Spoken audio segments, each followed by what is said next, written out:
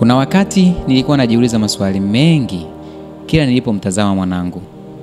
Alikuwa mtoto asiyecheka, asiyejishughulisha na watoto wenzake. Hakuwa na hamu ya michezo na kila siku nyumbani ilikuwa kama kivuli cha huzuni. Machozi yake yalikuwa ya kawaida, lakini kicheko chake kilikuwa adimu kama mvua jangwani. Kama mzazi, iliniumiza sana moyo kuona mwanangu akikosa furaha ya utoto wake. Nijitahidi kadri ya uwezo wangu kumpa mapenzi, chakula bora, hata michezo ya nyumbani, lakini bado hakukuwa na mabadiliko. Mwaka ulivyopita, alipofikisha umri wa kuanza shule, niliingiwa na wasiwasi mkubwa. Nikajiuliza, ni wapi nitampeleka ili apate elimu, lakini pia apone nafsi yake. Nilihitaji shule isiyomfundisha tu kusoma na kuandika, bali pia kumrudishia furaha yake. Ndipo nikasikia kuhusu PCEA St. Columbus Nursery and Primary School.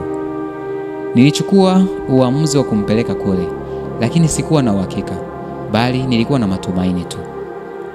Na hapo ndipo maisha ya mwanangu yalianza kubadilika. Leo hii siwezi kuamini macho yangu. Mwanangu anacheka, si mara moja na bali kila siku.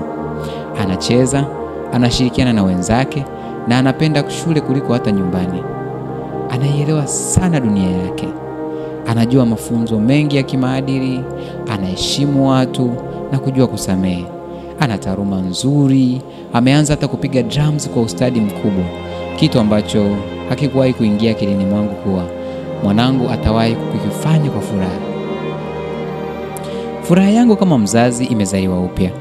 Machozi ya uchungu yamebadilika kuwa machozi ya furaha. Kwa moyo wa dhati, ninawaalika wazazi wenzangu ambao bado hamjapata mahali pa kupeleka watoto wenu. Karibuni PCEA St. Columbus Nursery and Primary School. Hii ni shule inayogusa si akili tu za watoto, bali hata mioyo yao.